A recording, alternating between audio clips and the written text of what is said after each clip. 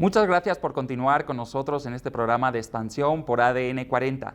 La industria eléctrica sigue generando conflicto entre el gobierno y las empresas privadas de este sector. Y no solo las empresas de este sector, sino también aquellas que de manera colateral se han visto afectadas por esta propuesta que ya ha sido aprobada en el Senado y en la Cámara de Diputados y que ahora se encuentra en los juzgados.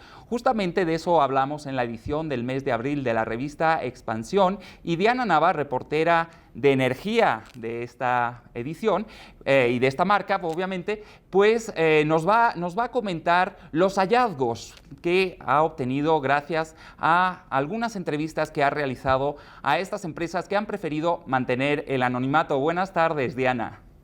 Hola Eladio, ¿cómo estás? Muchas gracias por la presentación.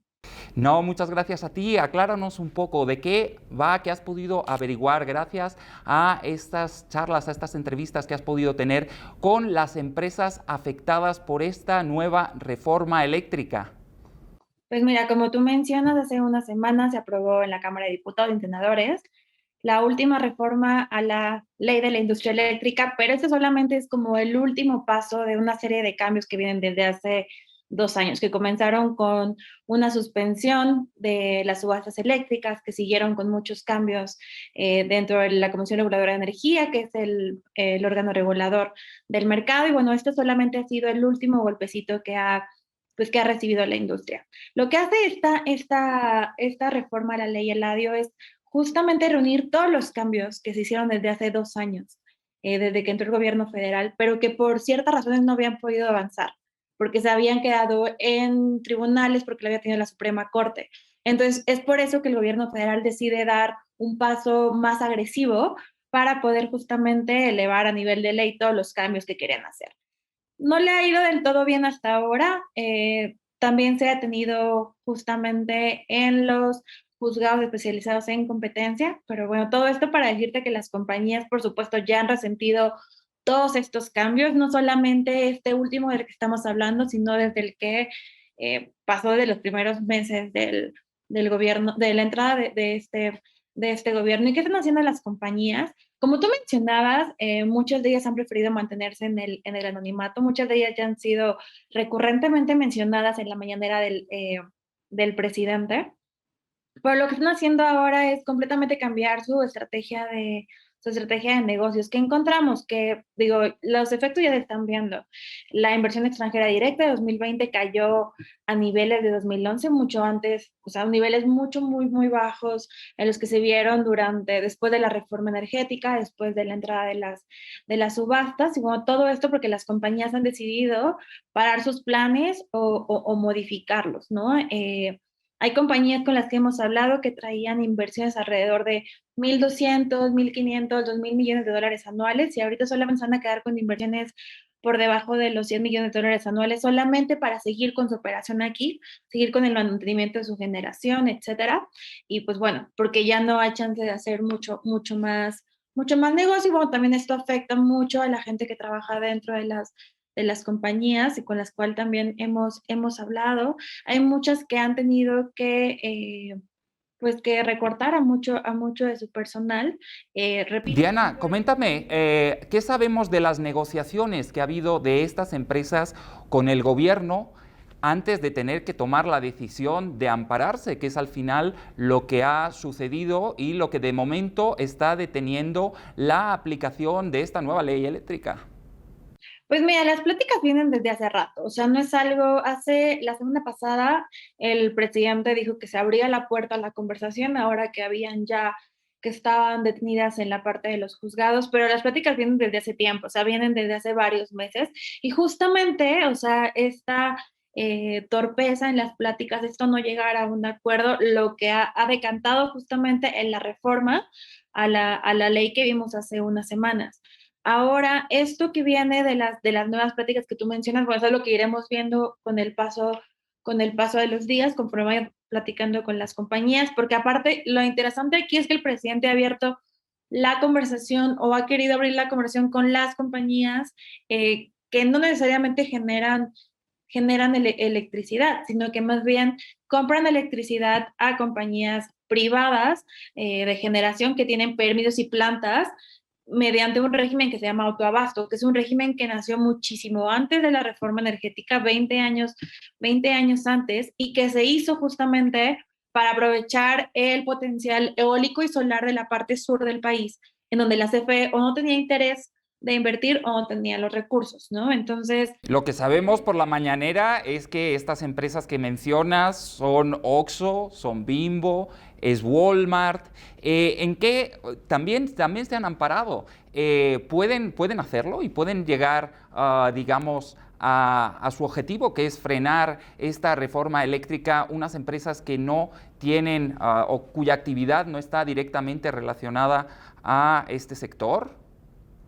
pues mira, por lo que sabemos hasta ahora y por los registros que hay de los amparos, en realidad estas compañías no se han amparado de forma, o sea, de forma directa, no son ellos quienes se interponen el amparo. El asunto es que las compañías que han interpuesto los amparos, pues son, digamos, que quienes les generan electricidad. Te voy a poner un ejemplo. Las primeras dos compañías que obtuvieron una suspensión provisional y ya después definitiva es Suma Energy, una compañía mexicana que fue comprada hace poco por un conglomerado chino, y otra compañía que se llama Eoliatec. Esta última compañía, por ejemplo, tiene varias centrales eólicas en el sur del país, en la parte de Oaxaca, y su principal cliente es Walmart. ¿Sabes? Entonces, no es un asunto como tal de que sea Walmart per se el que esté, o sea, el que esté generando electricidad, sino que más bien son consumidores y son, pues, dañados colaterales justamente de la reforma. Dentro del sector queda mucho esta duda de por qué el presidente sacó en la mañanera del viernes pasado, antepasado, a estas tres compañías que tú mencionas, porque en realidad ellos son consumidores del resto de las compañías que en efecto sí han presentado amparos. Walmart y Bimbo también lo han hecho. Hubo un cambio en noviembre del año pasado a las tarifas, algo que le llaman tarifas de porteo, que son las tarifas de transmisión que pagan las compañías por la electricidad, y se ampararon también ahí. O sea, tampoco es nuevo que esas compañías se hayan amparado, o sea, solamente que ahora pues se eleva la conversación debido a que se trata pues una reforma a la ley. Sí, incluso se eleva la conversación hasta el punto de que el presidente insinúa que si hace falta se va a cambiar la Constitución. ¿Qué implicaría un cambio en la Constitución en temas de energía eléctrica, en los temas justamente que estamos mencionando y que se han detenido con el pretexto de que son inconstitucionales? Pues mira, o sea, el asunto aquí es que el presidente ha ido como de menos a más. Comenzó cambiando reglamentos, comenzó cambiando políticas, comenzó cambiando acuerdos, y ahora lo que está cambiando es una ley, pero es una ley secundaria que emana justamente de la reforma energética. Entonces, lo que haría ahora sería justamente modificar la parte principal pues de la Constitución, porque en efecto la reforma y lo que se cambió está muy, ¿cómo llamarlo? O sea, va en contra de algunos principios como la competencia, de algunos otros, la apertura del mercado, que justamente fue con la reforma energética que fue a nivel constitucional, pero lo que es importante saber ahí es, aunque sea un cambio más sencillo, por llamarlo así, en el plano nacional, en la política nacional, esto no va a eximir a México pues de tener ya algunos asuntos abiertos a nivel internacional, ¿no? Arbitrajes que ya las compañías que ya están empezando a diseñar, por lo que me dicen mis fuentes, y tampoco va a evitar que viole algunos tratados comerciales, que es como esta arma fuerte que traen las compañías. Sí, justamente la reforma energética de la que hablas del gobierno anterior se vio como un avance, como una apertura de un sector que había estado pues cerrado, digamos, monopolizado en México durante muchas décadas, ¿no? Y eso en cierta manera lo percibimos en aquel entonces como un avance, ¿no? Como poner a México en el mapa energético internacional. ¿Cuáles pueden ser las consecuencias de volver para atrás en este aspecto? Y ahí quisiera saber tu opinión. Pues mira, o sea, el primero y el más tangible sería una serie de apertura de proceso a nivel internacional, de arbitrajes que llevan muchísimo tiempo, pues resolverse, pero estos arbitrajes lo que sientan es una parte pues de incertidumbre dentro de la parte de inversión, ¿no? O sea, entonces, obviamente, pues ahí digamos que la consecuencia, más allá de un arbitraje a nivel internacional, es el ambiente que se va a vivir aquí en México, el ambiente de negocios, ¿no? La salida de capital, y sobre todo en un momento tan importante como es una recuperación pues post pandemia. Entonces, eso es como lo más tangible, por llamarlo así, en el sentido de consecuencias. Y bueno, la otra obviamente va a ser pues regresar al modelo que quitó la reforma, que es justamente pues poner a la CFE en el centro del mercado y bueno, con ella empezar a generar de nuevo electricidad con base en las plantas que actualmente ya tiene la CFE, que si bien tiene las hidroeléctricas y son las que piensan privilegiar, también existen otro tipo de centrales que ya estaba pensado que salieran, ¿no? Las centrales de gas, las centrales de diésel, las centrales de combustóleo. Entonces, pues en realidad son como las dos, digamos que las dos consecuencias que veo a corto plazo si esto sigue adelante. Y bueno, pues ni hablar de la parte ambiental, sabemos que va a ser pues algo que no se va a beneficiar de esta nueva reforma, pero ¿qué hay de los precios de la electricidad? Vamos a tener un mejor suministro eléctrico y mejores precios para el consumidor si esta reforma llega a salir adelante. Pues mira, es muy incierto. Tenemos que recordar que una de las primeras y de las principales promesas presidenciales justamente ha sido no aumentar el precio ni de los combustibles ni de la electricidad.